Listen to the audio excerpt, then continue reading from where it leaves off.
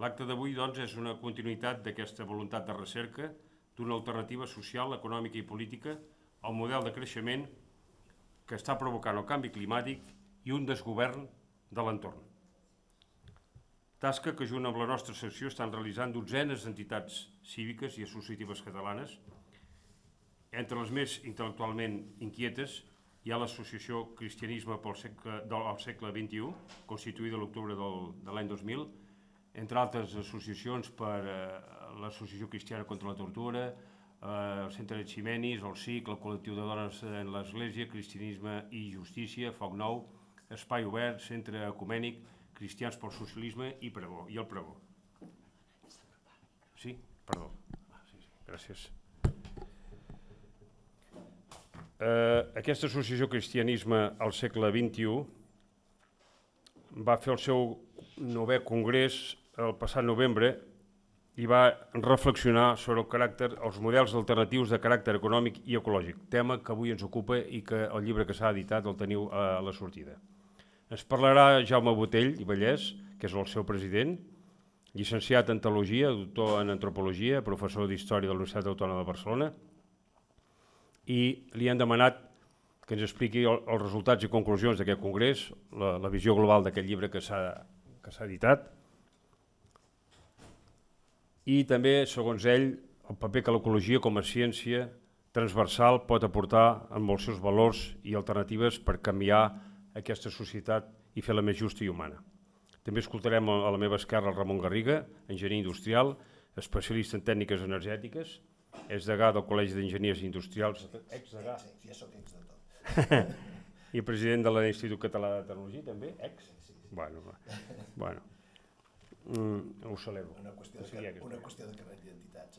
Encara és vocal del Consell Assessor, pel Desenvolupament Sostenible de Catalunya, Consell que va fundar el president Pujol amb una iniciativa sorgida dels debats que el president Pujol va organitzar de Catalunya Demà i que va sorgir aquesta idea de creació d'aquest Consell Assessor, que encara funciona, i ara ha elaborat el 3è informe del canvi climàtic, que va ser iniciativa també del Pere Duran Farell, que presidia la comissió, o sigui, el grup de treball del debat Catalunya Demà, en el que jo modestament hi vaig estar incorporat.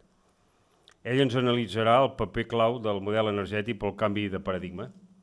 I finalment voldria citar a l'enginyer Carles Riba Romeva, que també figura en aquest llibre, i que ha vingut a la tertúlia Borrelleres precisament el 16 de gener del 2014, que jo vaig presentar, per parlar precisament del paper de la transició energètica del segle XXI, llibre que també es pot treure en el mercat.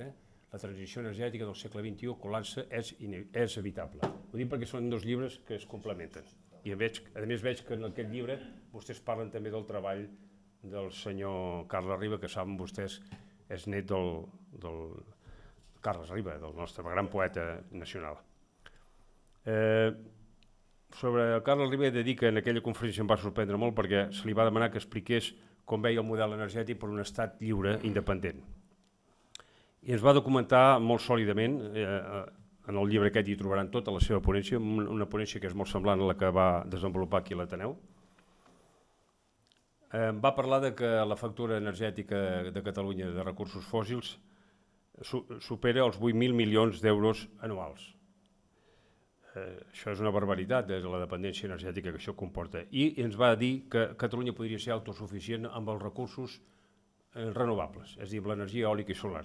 I va donar la xifra de 40.000 hectàrees d'instal·lacions solars i eòliques que serien necessaris per ser un país totalment energèticament autosuficient. Si això he calculat que és com un 1,22% del territori català. Així que hi ha possibilitats de caminar cara a aquest model.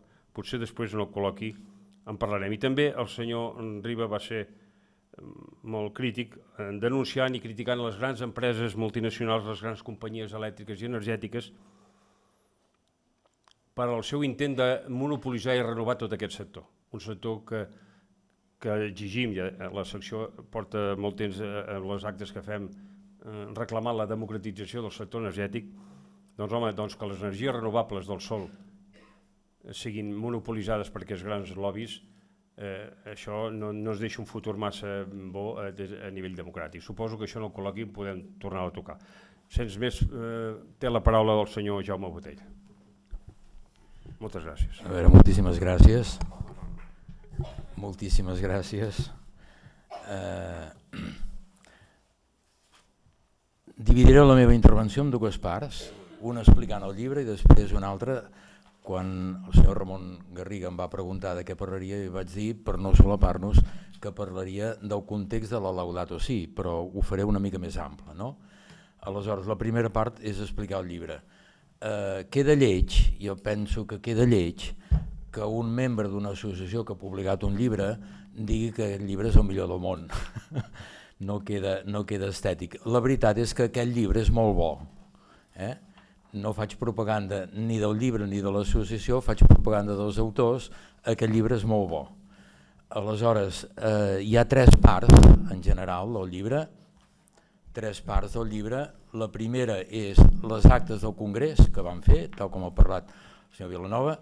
La segona és els debats que vam iniciar a la parròquia de Sant Ildefons, després en parlaré molt breument, i en tercer, aquell cicle de xerrades que un cop al mes, 5 o 6 vegades l'any, fem sobre temes centrals del món d'ara, i aquesta vegada vam escollir el tema de l'ecologia, de medi ambient, durant tot el cicle sencer, per dir-ho d'alguna forma. Aleshores,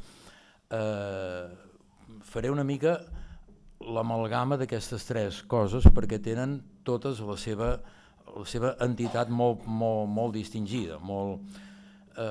Són 2 eixos, hi ha en el llibre, 2 eixos. Un, que no parlaré perquè parlarà després el doctor Ramon Garriga, sobre el tema tècnic, el tema ecològic, el tema econòmic, el tema de les alternatives que hi ha amb aquesta mena de món que ens hem drogat a través del petroli, que som petroli dependents, per dir d'alguna forma, i cal preveure quin és el futur d'aquesta mena de la droga del petroli en la que tota la nostra cultura està imbuïda pel petroli, i aleshores aquest seria un primer tema que no el tractaré, en tot cas després en el diàleg sí que podria dir alguna altra cosa.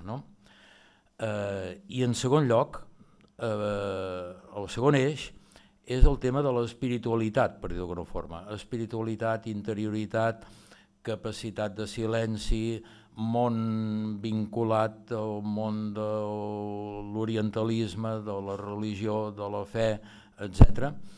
I per tant de la vivència de la persona com un element al marge del que és, o al marge o paral·lelament al que és els aspectes més directament tècnics. En els diàlegs de la parròquia de Sant Ildefons, que fem de tant en tant, un cop al trimestre, quan ens sembla sobre temes de... Ja hem tractat per 2 vegades el tema de la presència de la fe en el món d'ara. La primera vegada va ser amb la Tica Font, i jo mateix, amb un món laic, amb un món allunyat del que és el ritual i del que és la institució i del que és, diguem-ne, la presència pública de la fe, amb una Europa i una Catalunya segurament els països més laïcitzats de l'Occident, en aquest cas, i és possible, o quina resposta, o què aporta de nou, o quin interès pot tenir el dir-se avui creient. Això és un tema que el vam tractar en profunditat, després hi va haver un diàleg molt enriquidor que no queda recollit en el llibre, però és igual. I un altre diàleg semblant amb aquest era arrel dels atemptats que en aquell moment va ser del Charlie Hebdo, de la revista francesa, què passa en el diàleg intercultural i què passa en el món d'ara en relació a la islamofòbia, aquesta mena de virus que provocat o no provocat però que acaba tenint un pes important en el món d'ara i que en el seu origen té un pes important també que el món àrab té pràcticament el 65% de la propietat del petroli està en mans del món àrab. I per tant, d'alguna forma, amb un món que té necessitat de beure petroli, la presència del domini del petroli per part del món àrab segurament que hi té alguna cosa a veure amb aquesta mena de presència continuada o creixent de la islamofòbia. Passo a alguns dels autors comentant alguns dels contextos i dels autors que parlen. En concret, i dic una mica per ordre de les intervencions, no per ordre tal com surten al llibre, sinó per ordre, diguem-ne, ideològic en el que intervenen. En Fèlix Martí, que va ser qui va inaugurar el cicle d'Espai Obert de l'any passat, parla de és possible ser creient en un món laic i quines característiques tindria una religió desinstitucionalitzada i quina capacitat tindria d'aquesta religió, aquesta fe desinstitucionalitzada, de formar part de diferents fes. És possible que un cristià sigui alhora cristià i budista? I el dir budista ho diu el Fèlix d'una manera molt concreta. El budisme, pel budisme, Déu, tal com el Déu cristià l'entenem nosaltres, aquest Déu cristià no existeix pel budisme. El Déu persona, el Déu amb el qual ens hi podem relacionar, i per tant és possible que un cristià alhora sigui budista. I la resposta del Fèlix, com és la resposta de gairebé de la majoria que tracten temes semblants de l'autor, d'aquests autors, és sí, perquè hi ha una profunditat humana, hi ha un ésser per dintre de cadascú de nosaltres que a vegades en diem Déu, a vegades en diem transcendència, a vegades en diem espiritualitat, a vegades en diem silenci, a vegades en diem aprofundiment, a vegades en diem, els cristians en diem Déu, d'això. I aquest Déu que està present a totes les coses, i que pel món budista aquest Déu també està present a totes les coses. I per tant, aquesta voluntat del pes de la persona per sobre de la institució va ser una mica l'aportació del Fèlix amb aquella primera sessió d'Espai Obert. En David Jou, conegut savi, poeta, enginyer i de tants càrrecs, en David Jou va fer un... Físic sobretot, catedràtic i profundament cristià, parla amb dues coses que són les posa com a complementàries. Les arrels religioses de la ciència i les arrels naturals de l'espiritualitat. I les arrels religioses de la ciència, amb uns noms molt poètics i molt científics alhora, parla de els déus i els fenòmens. Primera part d'aquesta tesi seva. La segona seria observatoris laics i temples. Només pel sol fet d'anunciar-ho ja té com una mena de gràcia, tant de profunditat com de poesia com de ciència. Un altre apartat és monoteisme i creació. Un altre apartat és matemàtiques i realitat. A partir d'aquests 4, per dir d'alguna forma, arrels, en David construeix el que seria la religió laica o aquells paradigmes fonamentals en els quals hi ha possibilitat de diàleg entre religió i ciència. I en l'altre capítol, arrels naturals de l'espiritualitat, parla de l'espiritualitat còsmica o les arrels còsmiques i, per tant, allò que nosaltres trobem més enllà de cadascú de nosaltres mateixos, l'espiritualitat evolutiva o les arrels evolutives i, per tant, més enllà també del que és la nostra petita vida en el moment concret històric en el que ens trobem, el pes de la neurologia i, per tant, d'alguna forma, de la complexitat de l'ésser humà i el pes d'allò racional com a element, per dir d'una forma, d'espiritualitat. Després en David acaba, com gairebé tantes vegades l'hem sentit, posant 4 poemes deliciosos que estan en el llibre, que exemplifiquen una mica aquests 4 paradigmes tant de les arrels cristianes de la ciència com les arrels naturals de l'espiritualitat. En Torredeflot, el Francesc Torredeflot, ens va fer una dissertació molt erudita sobre el que és l'espiritualitat profunda més enllà de la institució, tant buscant les arrels amb 2 tradicions religioses, o amb 3, més ben dit. La primera tradició religiosa és el cristianisme i fa un anàlisi deliciós de Sant Francesc d'Assís, un anàlisi de Sant Joan de la Creu, o de tots aquells que durant el segle XIX van ser portant veus d'actituds profundes des de la no violència, en concret del Turó, que té contacte amb la naturalesa, que durant una temporada molt llarga vol viure estrictament sense consumir allò que no és estrictament necessari per la vida, etc. No?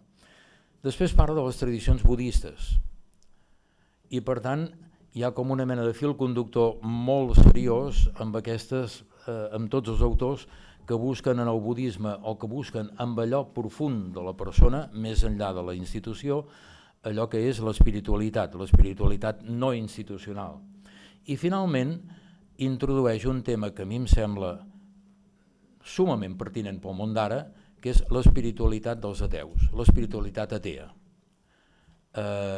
Aquells que de manera ben convençuda diuen no creure en Déu, però que malgrat tot saben escoltar la naturalesa, escolten l'altre, escolten el silenci, hi ha textos preciosos que ell posa d'aquelles espiritualitats que reivindiquen el fet de no creure en Déu, però que malgrat tot hi ha una profunditat humana i segurament més enllà de l'humà amb el qual segurament podem coincidir. La Tica Font parla de les actituds de la no violència fent referència també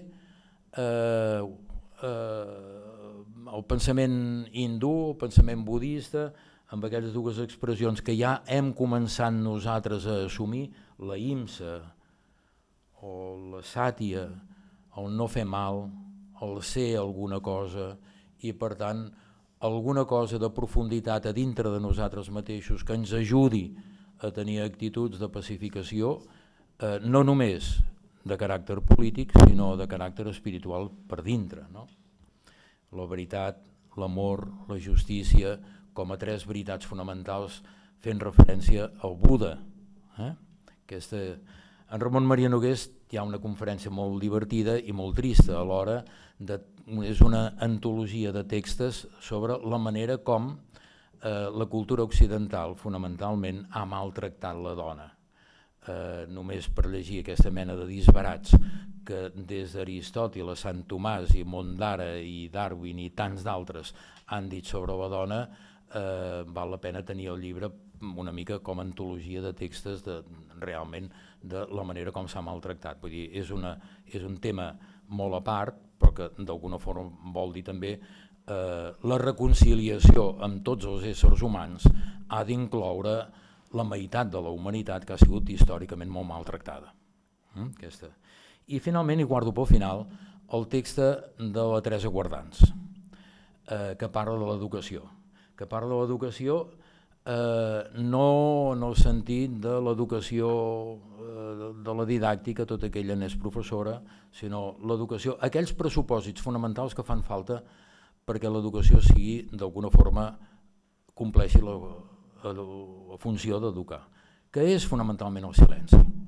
Ella parla, hi ha dues, primer diu, l'ésser humà no naixem fets, com les mosques o les abelles, per dir d'alguna forma, que tenen uns cromosomes que d'alguna forma venen molt determinats de què és el que han de fer al llarg de la seva vida.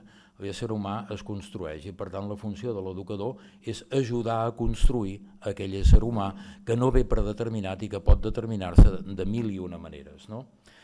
I què és el que determina l'educació? Què és el que determina? Què és el que ajuda a construir una persona? Diu la Teresa Guardans, la paraula ben dita, la paraula justa, la paraula veritat, la paraula actuació, la paraula que correspon amb el fet, però també, tant com la paraula, el silenci. I aleshores, ajudar a buidar el noi del seu propi jo, ajudar a buidar el noi de tota aquesta mena d'egocentrismes que l'envolten, a fi efecte que el noi tingui capacitat d'arribar a ser ell mateix. L'educació, diu ella, baixar el volum del jo, repeteix moltes vegades, rebaixar el volum del jo per poder saber escoltar. I cita textos d'aquesta mena de beta filosòfica, cultural, antropològica, que va d'en Zubiri, la Maria Zambrano, Cristina Kaufmann, Leti Hilesum, Schweitzer, que és tota una beta de pensadors, alguns de molta notorietat filosòfica i fins i tot científica, que ens ajuden a entendre que la persona humana ha de tenir, si vol ser persona humana de debò, una dimensió profunda, molt en contradicció amb el que és el brogit, el soroll, etc. de la cultura occidental. Bé, aquesta seria una primera part que explica el llibre amb aquestes dues dimensions. La dimensió més tècnica, econòmica i del petroli ens va parlar el doctor Ramon Garriga, i aquesta, però voldria fer un curt esment al document del Papa, a la Laudato Si. Per què la Laudato Si? Primer perquè la Laudato Si, per primera vegada, el Vaticà posa en qüestió aquest model de cultura i aquest model de civilització esbojarrat, despilfarrador, consumista, que no porta cap enlloc més que a un suïcidi col·lectiu de la humanitat, i el condemna amb una severitat que poques vegades s'havia condemnat des de les institucions vaticanes. És un sistema de mort, és un sistema de pecat, és un sistema que cal corregir, i per tant no és, des de la doctrina social de l'Església, un sistema en el que s'hi puguin posar pedaços per corregir-lo, per veure què passa, sinó és un sistema que cal canviar de soca arrel. Estem en una via morta o estem en una via de suïcidi col·lectiu, tal com diu el propi document del Papa. I condemna, per tant, els paradigmes sobre els quals s'ha fonamentat aquest sistema. El paradigma del creixement indefinit, el paradigma de la possibilitat de l'ús de que tot es pot comprar i vendre, el paradigma de, ja no només els paradigmes filosòfics que neixen de la il·lustració, que neixen de fa 200 anys, el paradigma del creixement indefinit, del model de l'ús indefinit de la naturalesa, de la societat del benestar, que pot créixer de manera del 3%, del 5%, i això de mesurar-ho tot en funció de criteris econòmics. Per tant, aquesta és la condemna a la que es dirigeix el Papa, condemna els paradigmes, però condemna també aspectes concrets dels paradigmes, no? I per tant condemna la presència de les multinacionals depredadores, la presència d'un model de globalització que té un aspecte, una dimensió correcta, però té una dimensió fonamentalment de pecat estructural, perquè deixa a les majories sense recursos. És un document que llegeix la realitat a partir dels pobres, no a partir de, per dir-ho d'alguna forma, dels potentats, llegeix la realitat a partir de les majories excloses, etc. Aquesta és la...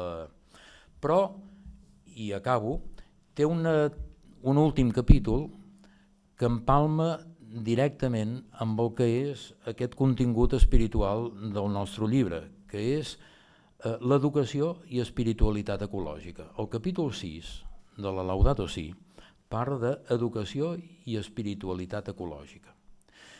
I és una delícia perquè empalma amb tots el que nosaltres hem dit i que està contingut en aquest llibre, no? Apostar, no només apostar per un altre estil de vida i no les espiritualitats superficials, com ens ha dit la Teresa Guardans, com diu la Teresa Guardans, i que parla del capitalisme com a destrucció, del capitalisme del consumisme com a destrucció, i que de la necessitat de repòs, de la necessitat de contemplació, de la necessitat de la compassió, de la necessitat de la misericòrdia, com a actituds no només espirituals, sinó com a actituds polítiques. Com a actituds polítiques. Estem en un moment d'una profunda inestabilitat social i col·lectiva, d'inestabilitat personal, inestabilitat col·lectiva, de l'egoisme col·lectiu, que perdem la identitat de l'ésser humà, cal recuperar el valor de l'altre, i tanmateix, diu el Papa amb un text que fa riure, tanmateix, després d'explicar tants desastres, tanmateix, diu en el número 204, tanmateix, 205, tanmateix no tot està perdut. Hi ha encara possibilitat de recuperar algunes de les dimensions profundes de l'ésser humà. Cal sortir de nosaltres mateixos, cal saltar cap al misteri, aquí la Teresa Guardans s'hi trobaria còmode, el Fèlix Martí s'hi trobaria còmode, tots els que han parlat, el Francesc Torredeflot s'hi trobaria còmode, cal saltar cap al misteri, cal saltar cap a aquell misteri que tenim nosaltres, cadascú de nosaltres, i cal saltar cap al misteri de l'altre amb possibilitat de parlar paraules verdaderes, i això significa un desafiament educatiu. Diu, acaba el Papa, educació ambiental, i crisi dels mites de la modernitat, però cal aquest misteri de la persona que està a dintre de cadascú de nosaltres mateixos, que està dintre de la família, que està dintre de la societat, que està dintre de l'escola, que està dintre de la política, que està dintre del context habitual en el que nosaltres. I amb aquesta societat cal trobar-hi la contemplació interior, cal trobar-hi el silenci personal, cal trobar-hi la capacitat de construir-se, i això, diu el Papa i acaba, és la conversió ecològica, resultat d'una autèntica conversió interior. L'ecologia de la conversió, número 216, l'ecologia de la compassió i de la conversió i la necessitat de la mística. És curiós com un text que té una credibilitat científica, perquè tinc la sensació que l'ha tingut, vostè dirà, que ha tingut una credibilitat científica el text del Papa, acabi parlant de la necessitat de la mística com a resoldre o com a proposta per resoldre aquests problemes d'aquest món en el que... I això vol dir goig i pau, les actituds del cor, la contemplació agraïda, la solidaritat, l'acompanyament a la fragilitat dels pobres, la tendresa, tot això hi dedica diferents paràgrafs. L'actitud de benedicció, la cultura de la cura de la misericòrdia, la cultura de l'altre, la importància d'allò comú i la importància de saber veure en tota cosa creada la mà de Déu. Però no només la mà del Déu personal, sinó la mà del Déu transcendent, que a vegades pot ser un Déu personal o a vegades pot ser senzillament la transcendència absoluta i prou. Res més. Per tant, hi ha una relació molt directa entre el que nosaltres vam fer l'any passat amb voluntat de picar pedra, l'any passat de començar a desbrossar terrenys que ens resultaven difícils, com el terreny de l'ecologia, el terreny de la tècnica, el terreny de l'esgotament dels recursos humans, i en canvi aquestes actituds espirituals profundes. Res més.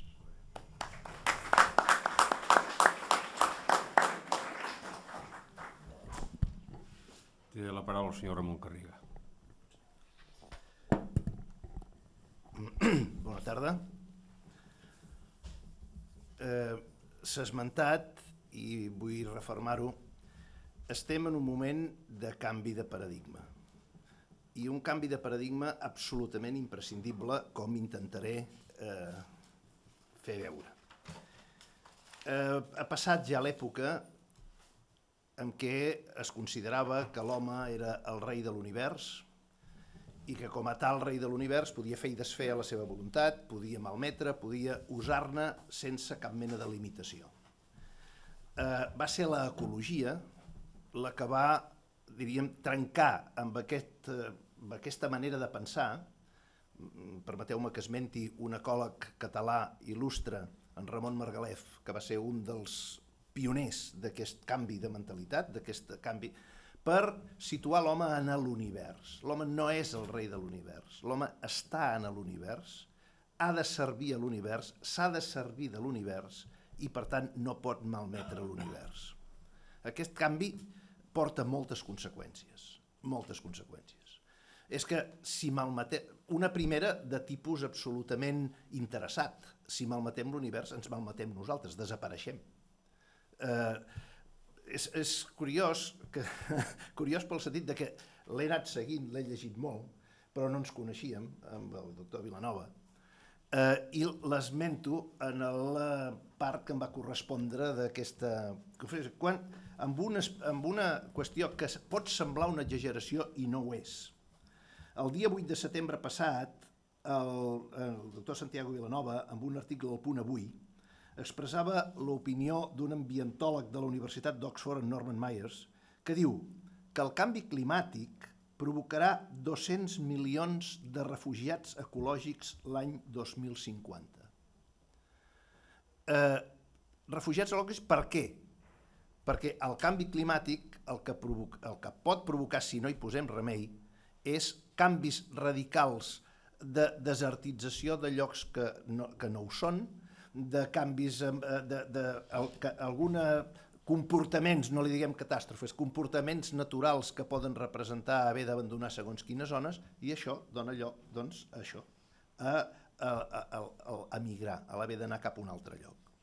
Aquests dies, dissortadament, ho estem veient per causa de la guerra, però és que també es presenta ja en alguns països d'Àfrica per causa de desertització, etc. És a dir, hem de ser conscients de que no podem malmetre l'univers. I com l'hem malmès? La manera, i aquí ve el per què enllacem l'ecologia amb l'energia. Per què l'hem malmès? L'hem malmès perquè estem provocant el seu escalfament per sobre del que podrien ser les variacions normals que s'han produït sempre en el clima. Els negacionistes, els que diuen que tot és natural, que això ja hauria de passar, penso que han perdut una gran batalla en la COP21, la conferència de París, perquè una de les, permeteu-me que sigui una mica negatiu, una de les poques coses positives d'aquesta conferència de París va ser el que tots els signants dels acords, tots consideren, accepten el pes que té la mà de l'home en el canvi climàtic. És a dir, per tant, en certa manera, deixen fora de joc els negacionistes. El canvi climàtic, aquest escalfament, ja ho sabeu, però recordo, es produeix perquè per l'emissió de gasos que es diuen d'efecte d'hivernacle es fa un hivernacle sobre la superfície de la Terra que impedeix el seu refredament. És a dir, el Sol escalfa, sense aquesta capa la Terra es refreda naturalment, pot emetre calor cap a l'exterior, però pel fet de que hi ha aquesta capa de gasos d'efecte d'hivernacle, com el nom indica, es produeix un escalfament en la superfície de la Terra, en la part més pròxima a la que nosaltres habitem. D'aquests gasos se n'han emès més en els últims darrers, des que s'ha produït la revolució industrial, que en tota la història de la Terra abans. Per tant, es fa difícil de pensar que no hi ha una influència humana en aquest escalfament i, per tant, en aquest canvi climàtic.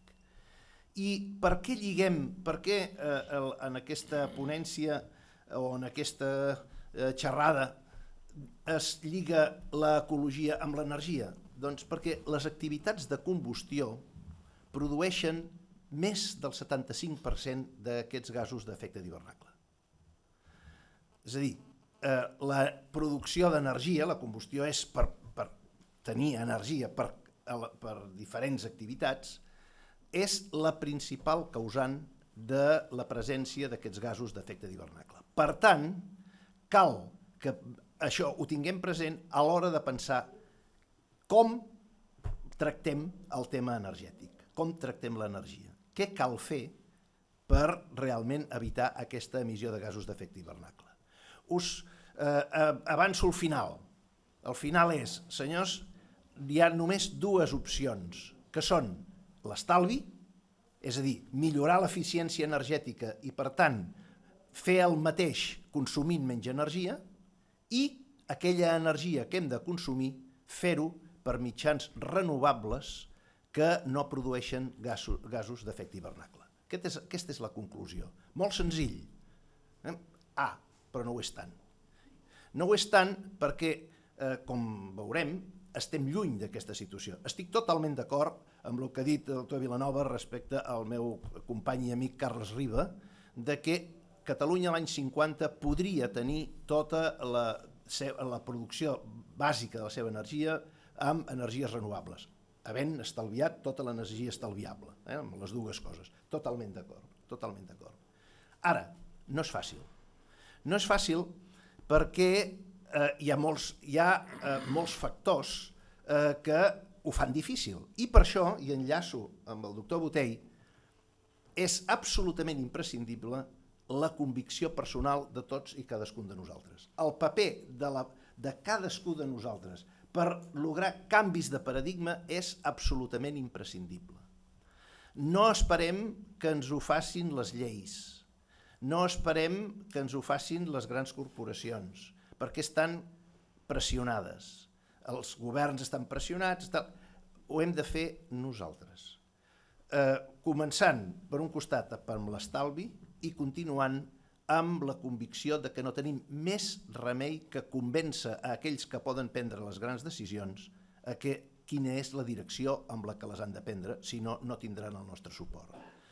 Aquí, precisament en aquest sentit, és la persona, som nosaltres, els aquí presents i els altres i els altres i els altres, els que hem de donar lloc a aquest canvi de paradigma, a un canvi en el que hem de passar d'una gestió de la producció que s'està fent ara. Qui gestiona són els que produeixen l'energia i ens diuen què podem gastar, quan, com i de quina manera i decideixen quins combustibles utilitzen. Hem de passar de la gestió de la producció, que és la que tenim ara, a la gestió de la demanda. Som nosaltres, usuaris, els que hem de poder dir com consumim, què volem consumir i de quina manera. I per això fa falta realment informació, fa falta formació i fa falta convicció. Per això m'agrada molt permeteu-me que llegeixi una de les coses que va dir la senyora Teresa Guardans en la seva ponència, quan va dir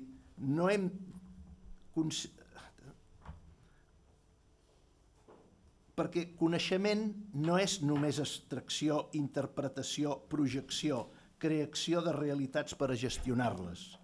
Conèixer és també, i molt especialment, rebre notícia del que aquí hi ha.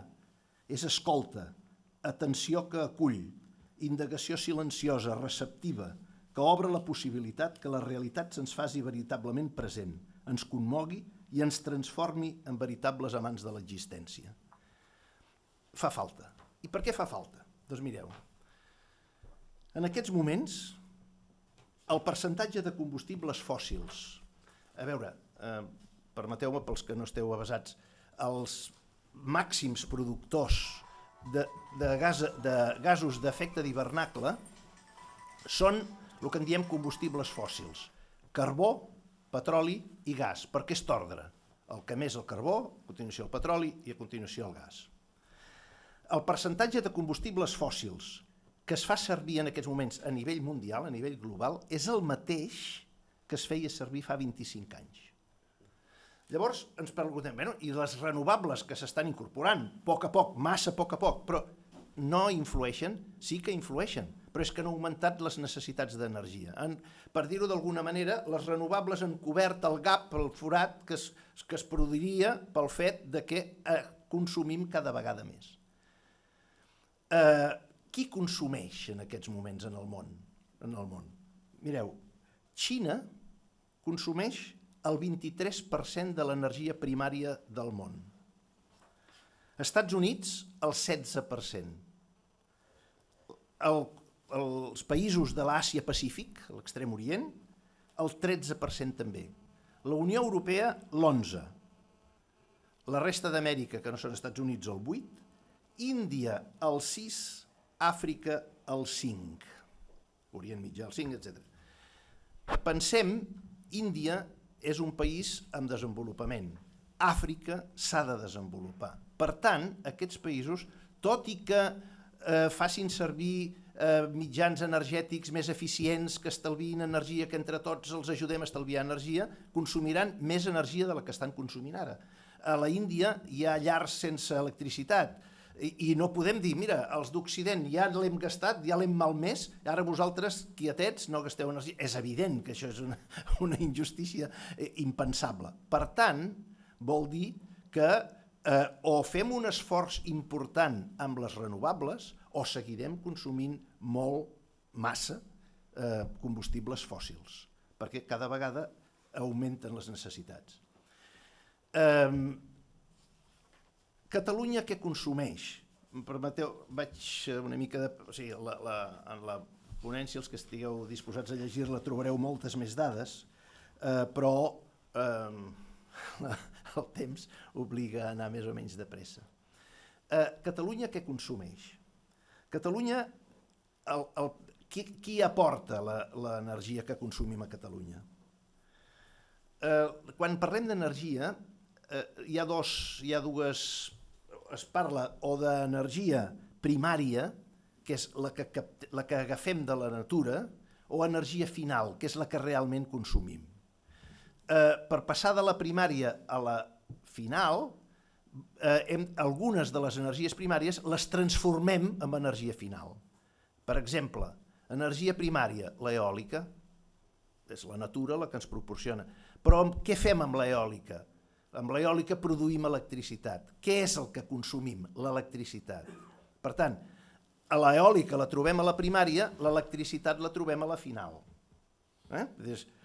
D'energia primària, a Catalunya, més o menys, perquè aquí permeteu-me que sigui crític amb nosaltres mateixos, cal ser-ho per millorar, les estadístiques de què disposem no són massa actualitzades. S'estan actualitzant però no les tenim, o sigui, no estan acabades. Però més o menys el 47% és petroli, de tota l'energia primària que vam consumir, el 47% és petroli, el gas natural quasi el 25%, la nuclear representa un 20%,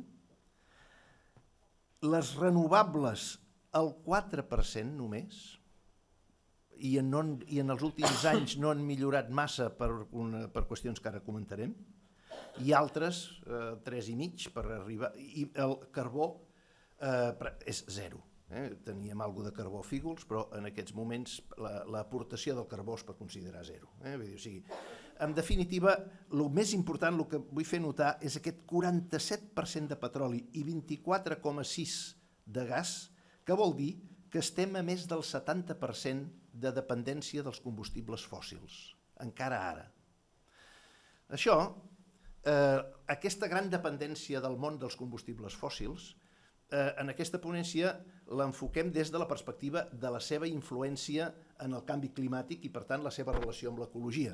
Hi ha altres aspectes que ens podrien portar a pensar que això no és lògic. Per exemple, tot i que ara el petroli ha baixat de preu, però estem en mans d'uns quants lobbies, estem en mans d'uns quants països, que són els que el tenen, i que, per tant, poden fer variar els preus a voluntat. Per tant, les nostres economies, la dels països importadors, les dels que no en tenim, estan en mans d'uns quants.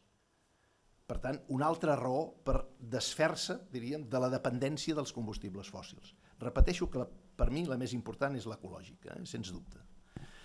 N'hi ha una altra, precisament perquè és un bé escàs que no està a tot arreu, ha estat causa i és causa de guerres.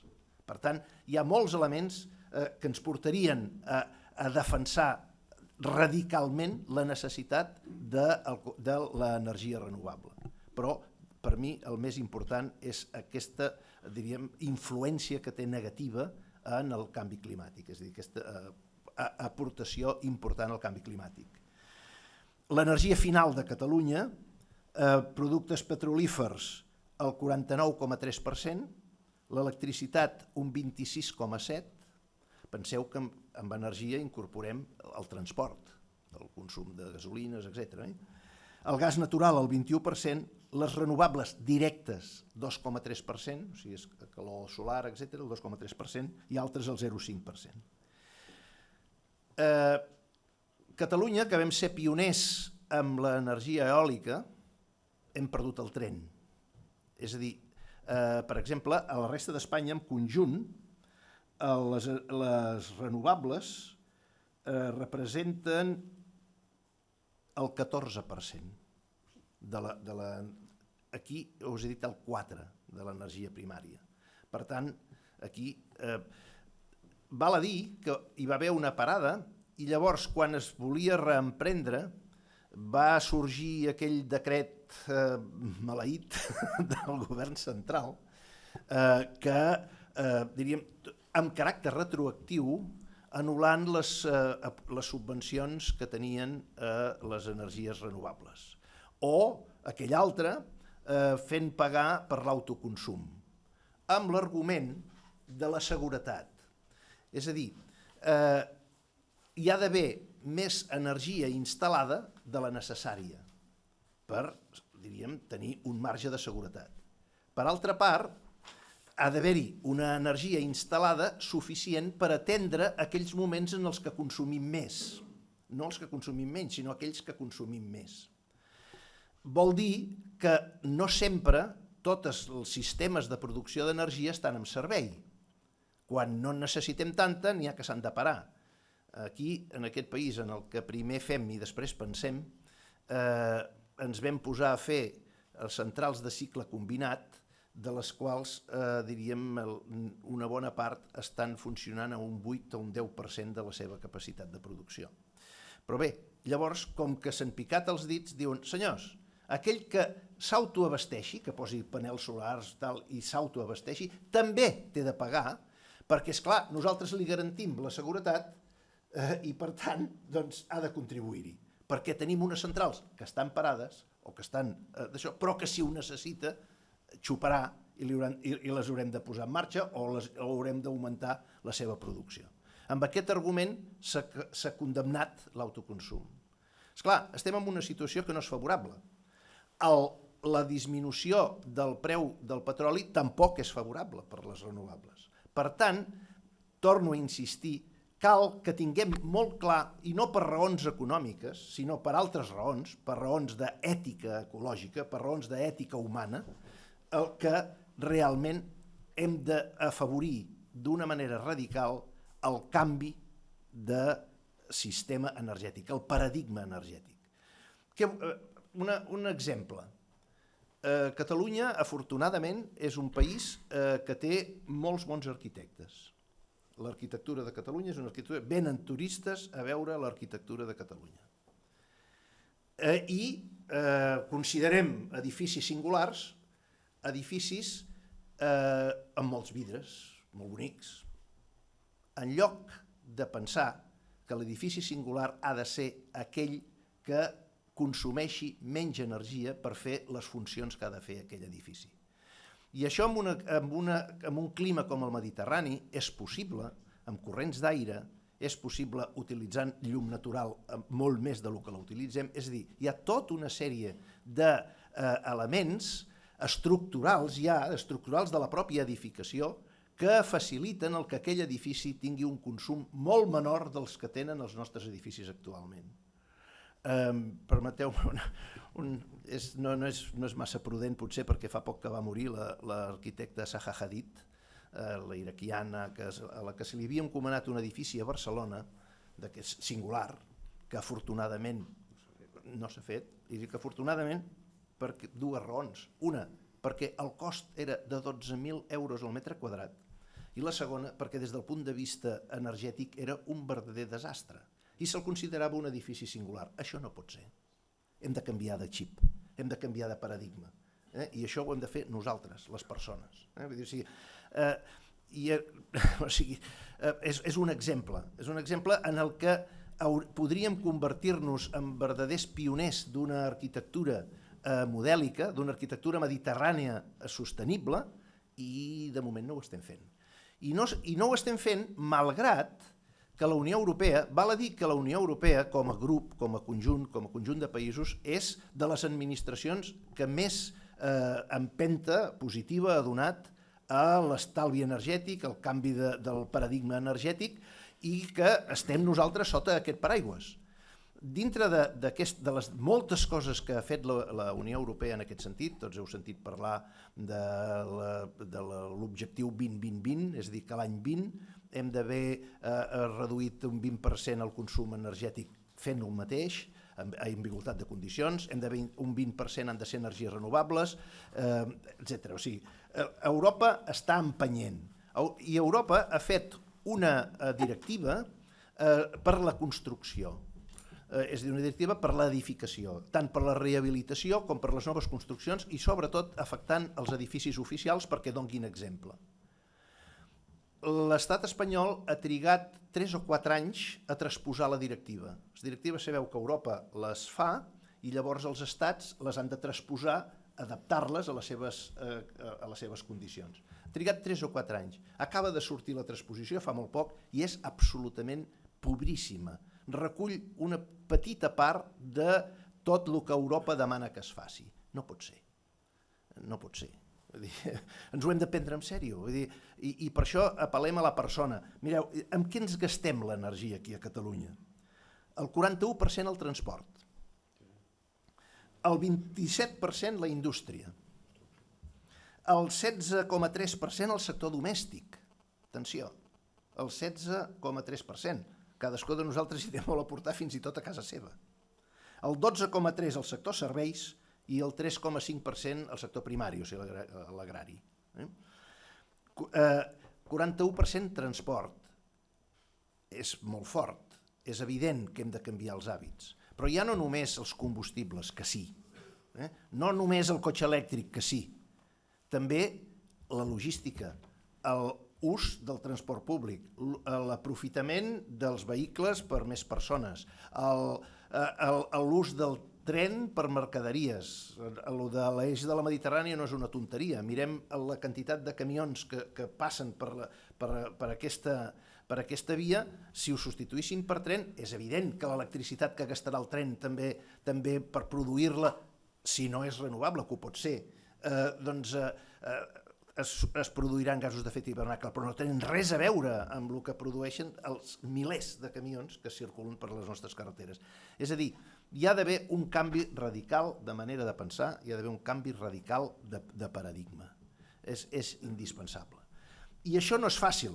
Us he parlat de pressions, us he parlat de lobbies, etc. I només una data ja per acabar, perquè us inflaré el cap de dades, els que vulguin poden llegir-ho en el llibre, i el que m'interessa més és portar a la ment de cadascú la necessitat d'un canvi. El que us anava a dir és que perquè fos veritat, a més ens fem trampes, i això és el que no pot ser.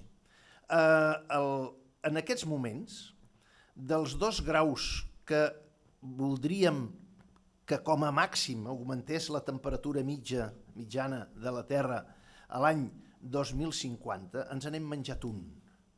I va a París, COP, i per fer contents a tothom, diu que no pujarem més d'1,5 graus. No s'ho creu ningú.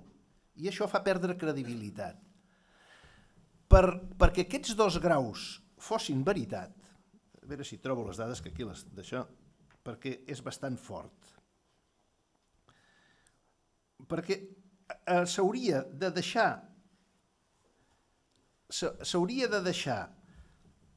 sense extreure el 80% de les reserves actuals de carbó, el 50% de les de gas i el 30% de les de petroli, o percentatges equivalents que donguessin la mateixa quantitat, diríem, de gasos d'efecte hivernacle en la seva combustió. Tenint en compte la irregular distribució d'aquests productes, és evident la dificultat que té que això es porti a terme. Si no hi ha una pressió enorme i unes compensacions amb aquells que realment ho tenen, no es produirà mai, perquè el que té carbó dirà, perquè jo he de deixar de produir carbó si el del costat està produint petroli. Per tant, és un problema de canvi de mentalitat, és un problema de canvi de paradigma en el qual hi hem de col·laborar tots i cada un de nosaltres. Possibilitats n'hi ha. Afortunadament, una de les coses amb les que estem avançant, jo diria al ritme adequat, és amb la recerca de solucions. La recerca en el sector de l'energia és potent, fins i tot aquí a Catalunya, bàsicament amb 2 o 3 àmbits. En l'àmbit de l'eòlica, tot i que hem perdut potencial pel fet de no fer-se parcs eòlics a Catalunya, en l'àmbit de la solar, sobretot la nova generació solar, que és el que es diu de capa fina, que és, per dir-ho d'alguna manera, pintant un vidre sense que aquest vidre deixi de ser el que era, l'hem convertit en un panell solar. Això s'està molt avançat. S'està, tant en eòlica com en fotovoltaica, podem dir que el grau de recerca on s'ha arribat permet dir que es pot obtenir electricitat al mateix preu que s'obté per altres mitjans, per tant, sense necessitat de subvencions, és a dir, a preu de mercat. I després també s'ha avançat moltíssim amb sistemes alternatius, hidrogen, per exemple, amb fotosíntesi artificial, que permet agafar el CO2 de l'atmosfera i convertir-lo en un combustible. Metà o etanol, per exemple, combustible gasós, metà o combustible líquid. El gasós té un gran avantatge, és que l'injectem a la xarxa i no necessitem emmagatzematge, l'emmagatzemem en la pròpia xarxa.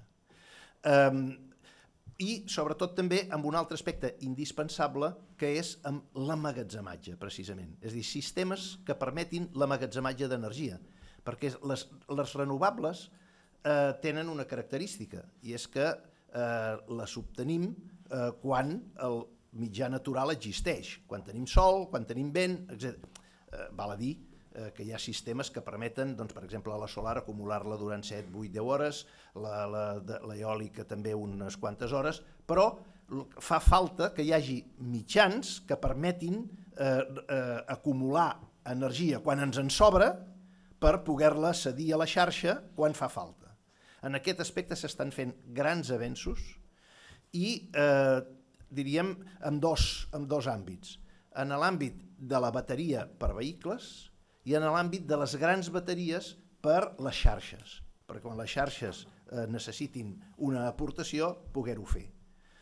Les primeres, les que actualment es fan servir, són les d'ioliti, ho haureu llegit, s'estan anant cap a altres diferents, que permeten acumular més energia amb menys pes de bateria, i les per les xarxes són les que llegireu, que es diuen bateries de flux, que són dipòsits d'electròlit que en funció del volum del dipòsit tens energia acumulada. Bé, només quedem-nos amb la idea de que aquest és un camp en el que s'està avançant i fins i tot aquí a Catalunya s'està col·laborant amb laboratoris de tot el món en aquest aspecte de trobar solucions. Les solucions hi són, falta coratge i que tothom vegi lo imprescindible que és la seva implementació, perquè és que si no ens carreguem l'univers, és que és claríssim.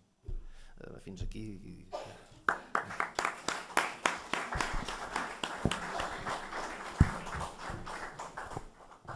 Escoltant-los a tots vostès,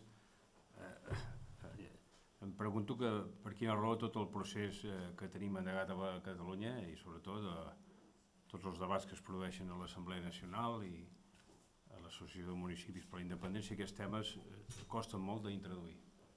Jo que estic vinculat a l'Assemblea, és un tema que m'agradaria que també fos considerat, perquè és que, esclar, vostès han parlat aquí de l'eòlica. Miri, l'eòlica, la primera gran empresa catalana d'energia eòlica va ser Ecotènia, que entre altres vaig contribuir a fundar, i alguns de la família inclús hi van treballar en la cooperativa.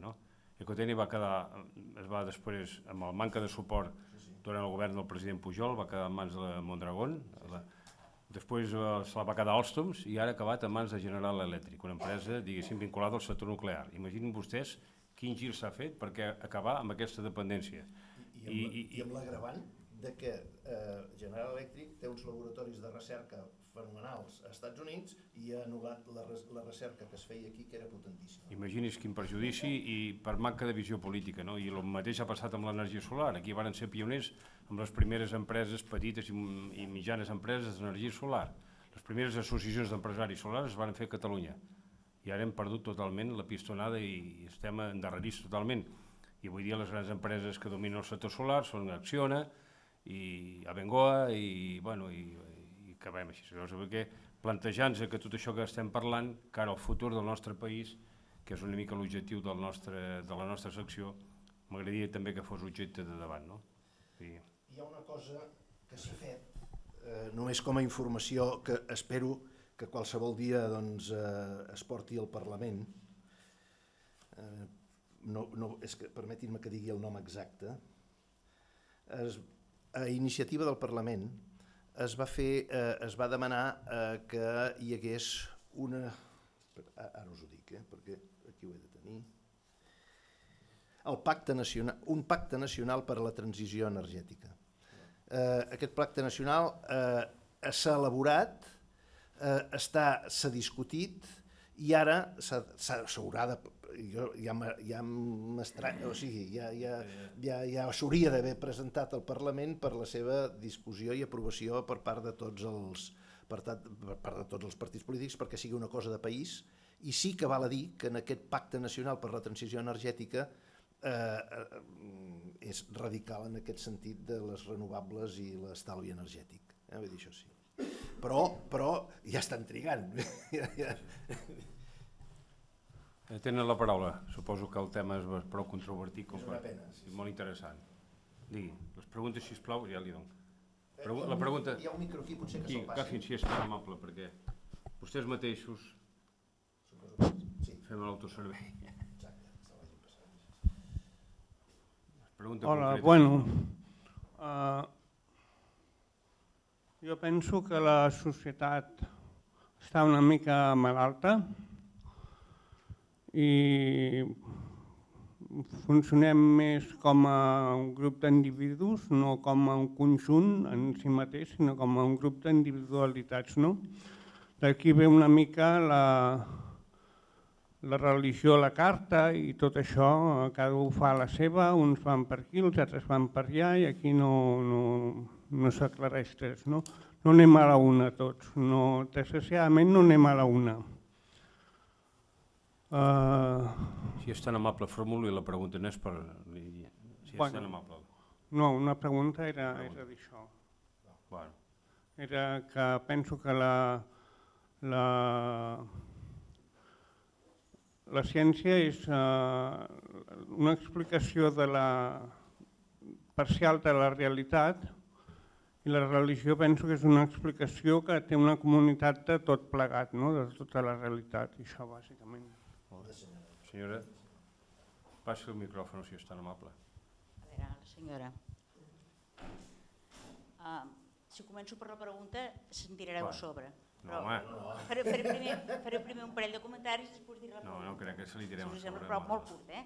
Primer, perdoneu? Es portareu bé, gràcies. A veure, primera és un bàlsam sentir el senyor Botey, o mossèn Botey, perdó, doctor Botey, el que ha dit, simplement. És un bàlsam perquè bé, d'alguna forma ha calmat una mica o pot intentar calmar la intranquil·litat que tots s'ha pensat sempre que la jerarquia catòlica era un desastre amb aquestes coses, cosa que és certa, però ja ha parlat de la Laudatio Si, que és un tema exemplar, no sé si es podria mai portar a terme, però jo la conec, l'he llegida, i realment si la cúria de Vaticana no fos el que és, podríem arribar a algun punt. Això és una felicitació pel senyor Botey o pel doctor Botey. Segona, el senyor Ramon Garriga. No soc doctor, Bueno, és igual, doctor o el que sigui, el mèrit que tingui. El doctor, conec el tema de les plaques solars i sé que és una pesadilla intentar col·locar unes plaques solars en una caseta d'aquí del Maresme, per gent que ho ha intentat. La burocràcia és terrorífica. I després, encara un altre comentari. En aquest mateix Ateneu, fa poc, fa 3 o 4 setmanes o por ahí, amb una tertúlia molt coneguda, va venir un senyor que era com polític, científic o no sé què, que venia de Nicaragua. I no sé si sabeu, que segur que ho sabeu, que estan intentant o tenen un projecte de fer un megacanal que travessarà Nicaragua perquè el canal de Panamà ja se'ls ha quedat petit. És una agressió tan terrorífica a totes les reserves de la biosfera, de l'estratosfera i de tot, els indis misquitos, aquell llac que hi ha al mig, Santiago, tu segur que ho saps, és igual, és una barbaritat i és total perquè hi puguin passar els megabarcos que portin el megapetroli d'on sigui, dels països àrabs, per fer una drecera, perquè pel canal de Panamà no hi passen. I per últim, la pregunta, ja he dit tot això perquè ho tenia aquí a la PAP, la pregunta és, no heu parlat per res, i això és ara quan em matareu, de l'energia atòmica. Bueno, ja he dit... Sí, una miqueta, però poquet. Bueno, de l'energia nuclear, perdó, no ho he dit bé. Però l'energia nuclear, tot i que sigui amb els perills del que té, és una energia que existeix. I a part dels perills que pot representar, com pot representar una pistola si es dispara, jo penso que és una cosa que se'n podria també tenir en compte que existeix i que potser no contamina tant, no ho sé, ho pregunto. Ara, aquesta és la pregunta. Bueno, ho pregunto, val? Ja no s'atabalo més. El doctor Vilanova, exacte, és un expert en el tema. Jo li parlaré, després ja li contestarà, però jo faig un apunt inicial com a persona que he treballat en una central nuclear i que vaig deixar-ho voluntàriament perquè, no pel risc de la central, l'únic accident que hi havia hagut quan jo vaig plegar, quan ho vaig deixar-ho, era el de Harrisburg, Three Mile Island, als Estats Units, on era un accident que no havia passat, diríem, de lo que era el recinte del reactor per una sèrie de circumstàncies i, diríem, jo no ho vaig deixar per la perillositat, però sí perquè, entre altres raons, perquè no veia gens clar el tema dels residus. És a dir, l'energia nuclear, a part que hi ha un risc, amb altres activitats industrials també hi ha un risc. Vull dir, o sigui, mira, jo a la central de Vandellós, l'accident més gros que vaig tenir va ser que vaig haver d'entrar en un lloc per tancar unes vàlvules perquè hi havia una fuita de clor i em vaig quedar sense veu durant uns dies. Vull dir, sí, però bé, ara, jo sí que he dit que el 20% de l'energia que consumim a Catalunya és d'origen nuclear. Amb un altre text, jo cridava l'atenció sobre un fet que a mi em semblaria lamentable i és el següent. Si no diríem, accelerem la implementació de les energies renovables, ens podem trobar que l'any 20, no sé si és el 23 o el 24, més o menys el 20 i pico, que és quan s'acaben les llicències, dintre dels 20 i tants, s'acaben les llicències d'explotació de les 3 centrals que en aquests moments estan en actiu, Vandellós 2 i... Bueno, no, a veure, aquí vaig. I les dues d'Escó em fa molta por, i per tant, doncs, jo penso que s'hauria... Què em fa por? Que passi el que ha passat a Garoña. Garoña ha arribat al final. I ara, durant 5 anys més. Això és un disbarat, al meu entendre. És un disbarat, però ho és per diverses raons. Que els llocs allà on han allargat la vida de les centrals, què han fet? Els que ho han fet bé. Han dit, a veure, analitzem com està i fem-hi molts canvis, implementem-hi totes les novetats que hagin sorgit en els darrers anys per millorar la seguretat, etc., amb la qual la inversió serà important i allarguem-ho un temps que permeti, diríem, el retorn de la inversió. Què em fa por que passi aquí? Que arribi al final i que diguin, senyors, no hi ha prou energia, les necessitem 4 o 5 anyets més, sense fer-hi res. Sense fer-hi res. Això seria un desastre, al meu entendre. Vull dir, és el que no podem permetre. I, per tant, probablement, a nivell, diríem, d'entitats, Parlament, etc., caldria un debat seriós per dir això així, les tanquem, i a canvi què hi farem? Què farem? Tal cosa. Sense fer-nos trampes. A veure, perquè parlem d'Alemanya, que quan a mida que arriben al final les tanquen, Alemanya, val a dir que ha fet un extraordinari esforç amb la solar, l'energia fotovoltaica. Alemanya és el primer país del món en fotovoltaica instal·lada, tot i que no té el sol que tenim nosaltres, però també el que no diuen, i per això jo dic que no ens fem trampes, és que han tornat a recuperar carbó, centrals de carbó. Això és fer trampa, perquè el carbó és molt pol·lucionant. Parlem-ne en sèrio, però el que em temo, el que em fa por, per què les grans corporacions no diuen res i no en parlen? Home, perquè esperen que arribem en el moment i diguin no es pot tancar. Com molt bé diu el senyor Vilanova en els seus llibres, en més d'un dels seus llibres, a veure, una cosa és, evidentment, no produeixen gasos d'efecte d'hivernacle, cosa que tampoc és del... Però també tenim una dependència, hi ha uns residus, hi ha una perillositat, i hi ha una altra qüestió, que esclar, és que això, dir-ho en 20 minuts també ho havia d'haver dit, i és que el que hem de fer en qualsevol sistema energètic és fer tot el cicle de vida, és a dir, veure què costa i què es produeix des de que fabriquem els components fins, en el cas del nuclear, fins que desapareixen els residus, que no desapareixen. Fer què emetem, és a dir, com pol·lucionem durant tot el cicle de vida. I en aquest cicle de vida hi hem de fer entrar el CO2, les emissions, que és un cost. És un problema actualment aquest cost perquè el CO2 és molt barat en aquests moments. En el banc, que hi ha un banc de CO2, d'això, per una sèrie de circumstàncies que ens allargarien molt, és massa barat. Ara es pot comprar la tonelada de CO2 massa barata. S'ha de posar a un preu real que realment faci que aquell que, diríem, pol·lucioni, realment hagi de pagar molt perquè sigui un al·licient més per no fer-ho. Senyor Garriga, vostè que va treballar a Vandellós ho sap perfectament que el primer reactor de Vandellós 1 de grafit gas, que va ser un acord entre el senyor Pere Duran Farell, el de Gaulle i el Franco, tenia un objectiu clarament militar.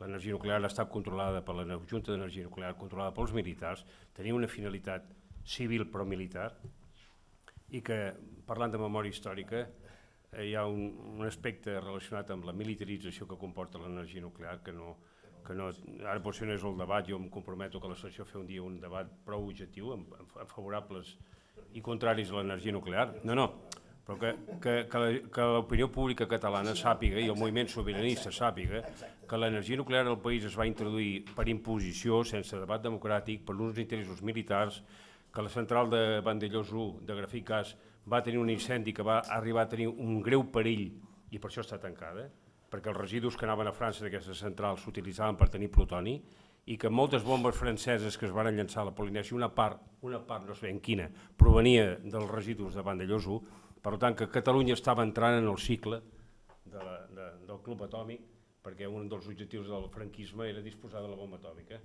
I això és una realitat, això està demostrat, és científicament demostrat i està investigat. Aquesta és una part, la part militar. La part financera, senyora, és evident que en els costos de l'energia nuclear, en els costos que es paga de l'energia nuclear, no s'internalitzen els costos dels residus, el tractament que passarà a les futures... Tot això els economistes no ho internalitzen, per tant, quan es diu que l'energia nuclear és més barata que l'energia produïda amb altres, a la nostra opinió, és que no, els economistes no han internalitzat els costos ambientals enormes que hi ha en l'energia nuclear. No parlem de risc, perquè les companyies elèctriques, quan van instal·lar les centrals nuclears dels Vandellós, deien que això era impossible, que un accident de fusió del nucli, això era inimaginable, era tan imaginable com un meteorit que hi hagués en el centre de París. Es van dir bestieses enormes les companyies elèctriques. I ha passat 3 accidents en fusions de nucli. A Harrisburg, fusió del nucli. A Chernobyl, fusió del nucli, i a Fukushima 3 reactors en fusió de nucli. Escolti'm, és possible un accident, i nosaltres, al nostre país, no podem sotmetre amb aquest risc polític, econòmic, financer, i a més ara hi ha el tema terrorisme. I si realment es vol allargar la vida de les centrals nuclears d'Ascó i de Vandellós, s'hauran d'invertir els costos enormes per complir els tests d'estrès que marca la Unió Europea després de Fukushima. I entre aquests tests d'estrès no està el del terrorisme, perquè les piscines en aquests moments d'Ascó i de Vandellós no tenen mur de contenció. És a dir, que amb un míssil, diguéssim, terrestre es podria arribar i entrar a la piscina.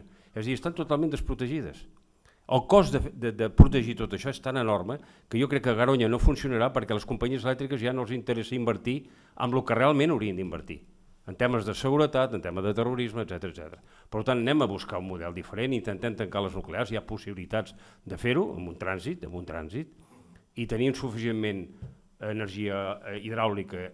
És clar, el que passa és que les companyies que els interessen allargar la vida, d'Ascó i de Vandellós, vostè ho sap molt bé, han marginat les energies renovables. Com més han retardat a introduir l'energia solar i eòlica, més xantatge hi haurà per dir, escolteu, és que, escoltin, però si són vostès mateixos que han intervingut a la classe política per evitar que això sigui possible.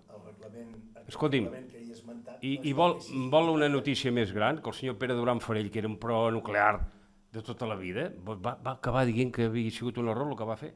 I això m'ho ha confessat a mi personalment. Estava, i ho sap el senyor Garriga, que estava a la comissió, el senyor Pere Duran Farell va reconèixer que era un error tot el que es va fer. I va morir en aquesta condició. I la prova està que estava en comissions de defensa de medi ambient, en defenses de l'ecologia, etc., i reconeixia que l'energia nuclear era un error vinculat a l'època franquisme, clar. I a les companyies elèctriques que van rebre tots els favors i els beneficis fiscals del franquisme per poder finançar aquestes, per cert, companyies elèctriques privades, però que els costos socials del desmantellament, dels residus, d'ara, tot això, amb diner públic. Escolti'm, si vostès diuen que l'energia és tan barata, doncs facin vostès, no demanin que l'és públic per finançar-se tots aquests. Ara, tot el dipòsit de residus que s'està buscant, que ningú el vol, l'altra història és que ningú vol... O sigui, miri si és que hi ha un problema amb els residus que estan allà, i a França encara tenen els residus de Vandellós, que ens està costant un dineral cada dia. Sap la xifra més o menys, equivalent a... Em sembla que és una barbaritat, 60.000 euros diaris, una bestiesa, no sé, una bestiesa, els residus de Vandellós 1, que han de tornar a Catalunya i que no poden tornar perquè no tenim, perquè ningú vol allà que es diu... o a Espanya. És a dir, uns problemes de residus, de tractament, de transport, ara el tema de terrorisme afegit, escolti'm, caminem cap a un model diferent, intentem oblidar aquest passat i busquem un trànsit cara a les energies renovables, que és el que vostès fins ara han estat defensant, amb la qual m'ho congratulo. Jo voldria dir una cosa en relació a les dues intervencions. O sigui, hem parlat de la necessitat de l'època de transformació a Catalunya, o del trànsit a Catalunya, però hi ha una dimensió que no hem esmentat o que no heu esmentat i que penso que cal tenir present en aquest moment. En un procés de globalització cal tenir present els processos de globalització. A veure, l'energia, nosaltres no tenim petroli, el tenim de Líbia, el tenim de... I per tant, la responsabilitat del bombardeig de Líbia d'alguna forma ens pertoca també, no? I senzillament, no? Acabo de venir de Guatemala i a Guatemala empreses espanyoles i empreses catalanes estan fent desastres, no? Unión Fenosa està fent desastres i està fent assassinats a partir de sicaris de les pròpies empreses, no? Aleshores, inundant terres dels camperols, expulsant-los, etc. No per donar electricitat a la pròpia comunitat, sinó en funció de les mineres canadenques. Per tant, aquest procés de globalització, el trànsit no podem fer-lo només Catalunya. És un procés global que serà molt més complicat, per tant, no? I la responsabilitat d'empreses catalanes cap a fora és una responsabilitat que tampoc no la tenim molt present, tampoc la tenim present. Sí, jo li agraeixo que citi aquest tema, perquè, miri, a Hondures, 111 activistes han mort assassinats. La líder ecologista d'Hondures, Cáceres, ha mort assassinada vilment, i el seu company al cap d'un temps també. A Nicaragua s'estan fent bestiases en aquest canal, amb la complicitat de governs que es diuen d'esquerres i revolucionaris, com Ortega. A Bolívia, Evo Morales, no serà que Bolívia no tingui recursos naturals? A favor de l'energia nuclear tot de sobte. El senyor Evo Morales s'ha convertit ara en un defensor de l'energia nuclear. Ostres, queda sorprès, no? Com veus que inclús governs revolucionaris d'Amèrica Llatina opten per les tecnologies i per les energies de l'alt capital, del capitalisme més avançat, perquè el que diu vostè de Nicaragua, qui està fent l'obra? La màfia xina, grans empreses xineses. Però demostrar que som gent vinculada a la màfia. Llavors, escolti'm, és preocupant en aquest sentit. El tractat aquest que acaba d'intentar que els Estats Units vol que s'aprovi a Europa. Tot això tira en orris la conferència de París, perquè per un cantó tots aquests països signen el tractat del canvi climàtic, però després els Estats Units diuen no, Obama signa, però el tractat elimina totes les possibilitats de control ambiental europees que han sigut molt avançades a la Unió Europea. Doncs escolti'm, aquest tractat és una contradicció absoluta amb aquesta política global de canvi de paradigma. O sigui que realment el món està en una situació difícil i complicada, però alhora també apassionant, perquè estem arribant a una situació, al meu entendre, de límit, de que... Sí, no, enfadar no. Escolti'm, estem apassionats per lo que ens agrada, i la passió a vegades comporta això. Vostè té la paraula.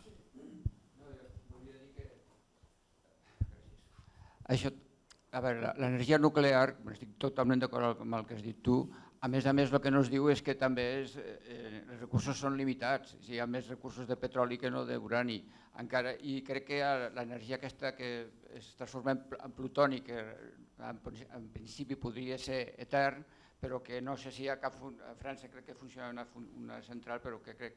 No sé si ja funciona perquè és molt més perillosa que les que hi ha de... Està parada, sí. L'EPR està parada amb uns problemes financers enormes. Exactament, que no es diu que... Problemes financers enormes. Llavors jo penso que el perill està en el que han dit vostès, que jo estic d'acord amb tot el que han dit, en què es pugui pensar un món com el que vivim ara, consumista i tal, però amb energies renovables. Jo penso que hi ha d'haver també un canvi en la manera de consumir. És a dir, no podem tenir tants cotxes com ara, el món funcionava a través del cotxe, amb viatges, amb avions, mils de milions que hi ha, amb el transport continu que hi ha de mercaderies d'un lloc a l'altre. És a dir, que vivim en una societat, per dir-ho clarament, el capitalisme és consumista. És molt difícil de pensar un capitalisme que no sigui consumista.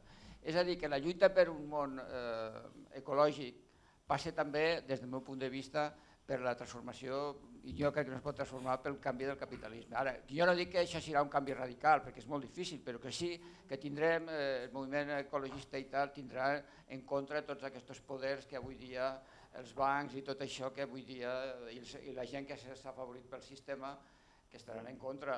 Totalment d'acord, i he insistit molt en que serà difícil i que per tant cal que ens conscienciem bé.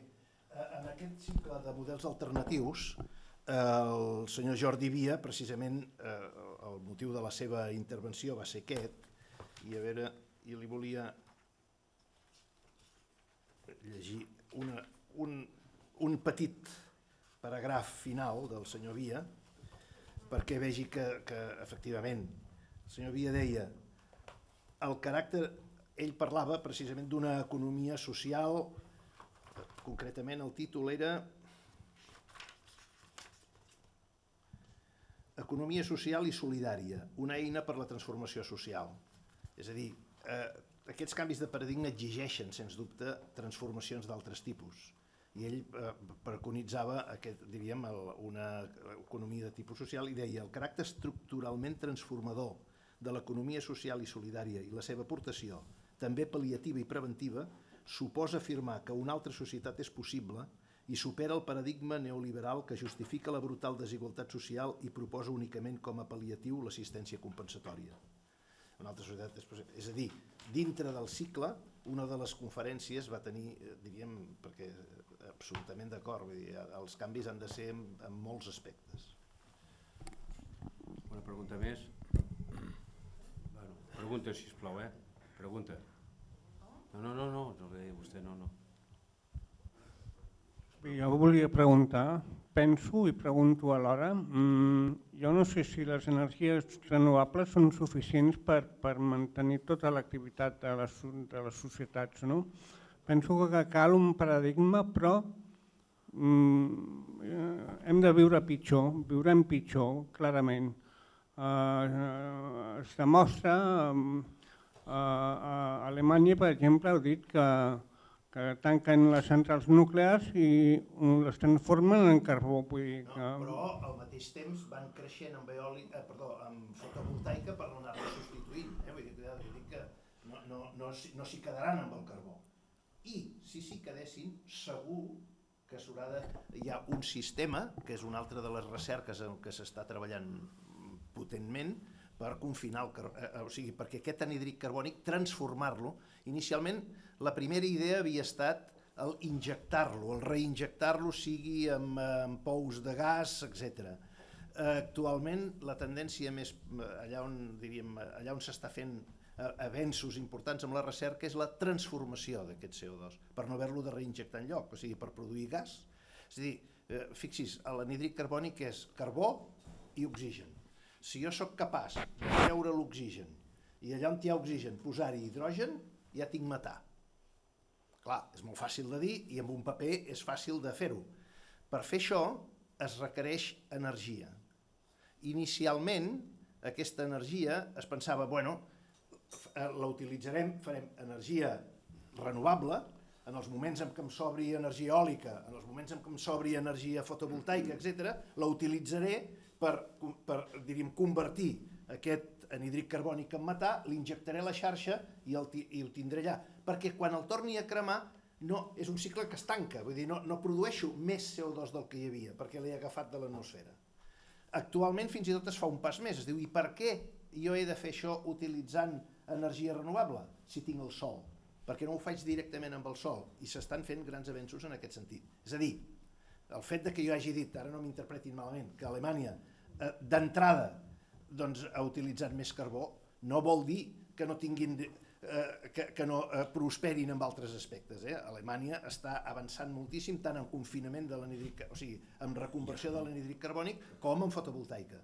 Que un país com Alemanya, que tots sabem el sol que tenen, sigui el primer del món en fotovoltaica ja diu alguna cosa. El 18% del PIB d'Alemanya són energies renovables, i 8 milions d'alemanys, que deu ser el 10% de la població, el 10%, accedeix a l'electricitat de l'autoconsum.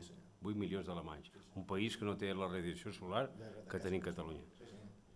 L'última pregunta, potser? No, el metà torna a convertir-se en CO2, però el torno a agafar i torno a fer metà. Vull dir, com que l'he tret de l'atmosfera, no n'hi aporto més. M'explico? O sigui, la combustió de metà... De totes maneres. Torna a produir CO2, torna a produir anhídrid carboni. Però això és un cicle tancat, diríem, no n'hi aporto de nou. No, la pregunta clau d'aquell senyor suposo que era podríem seguir vivint amb el ritme que vivim amb renovables? A Catalunya sembla que sí, al món és més complicat. Sí, perquè la capacitat d'estalvi és importantíssima. És importantíssima. O sigui, Europa preveu a l'any 50 que les emissions de gasos de l'any 50 siguin equivalents a les de l'any 1990. O sigui, tota l'estratègia energètica d'Europa, que com ha dit el doctor Vilanova, i jo també em sembla que ho havia dit abans, és potent, Europa és avançada en aquest sentit, totes les seves directives van dirigides a que a l'any 2050 les emissions no superin les que es tenien a l'any 1990. Siguin iguals que les que es tenien l'any 1990. Per tant, vol dir que perquè això sigui possible, i evidentment sense disminuir l'activitat, diguem, econòmica d'Europa. Això vol dir que la capacitat d'estalvi és enorme. És molt important. És molt important. Ho és en el domèstic, ho és a la indústria i ho és sobretot i d'una manera potentíssima en el transport. Una pregunta més? De totes maneres, tot el que estem parlant és un problema de governabilitat, em sembla. I jo crec que mentre les constitucions de tots els països no contemplin els drets, els béns comuns naturals, que és el que intentarem que la Constitució catalana ho incorpori, i no hi hagi un tribunal penal internacional, que no hi és, del medi ambient per acusar com a crims, com a ecocidis, a les grans empreses multinacionals que estan fent aquestes destrosses, no avançarem, estarem en un cercle viciós. És a dir, ho hem d'introduir això a les constitucions, en el dret internacional, perquè si no hi haurà uns desequilibris molt enormes. És un problema de governabilitat mundial i alhora local. A Catalunya tenim l'ocasió, si tenim una Constitució pròpia, de canviar aquest paradigma. Moltes gràcies, senyores i senyors. Molt amable. A veure, jo voldria acabar, voldria acabar amb dues observacions. La primera, que tenen el llibre aquí fora, i la segona, que això està organitzat per Cristianisme Segle XXI, i aquest cap de setmana, aquest dissabte, a les 10 del matí, en el local de Cristianisme Justícia, carrer Llúria, cantonada Casp, hi ha una xerrada d'aquestes que aquí hem ressenyat d'espai obert. La primera, una xerrada en dues parts. La primera sobre el càntic al sol de Sant Francesc d'Assís i la segona sobre les noves tecnologies o el que significa la nanotecnologia. I per tant, una molt espiritual i una altra molt científica i tècnica. A les 10 del matí, al local de Cristianisme Justícia, carrer Llúria, cantonada Casp. Res més. Moltes gràcies, bona nit a tothom. Gràcies.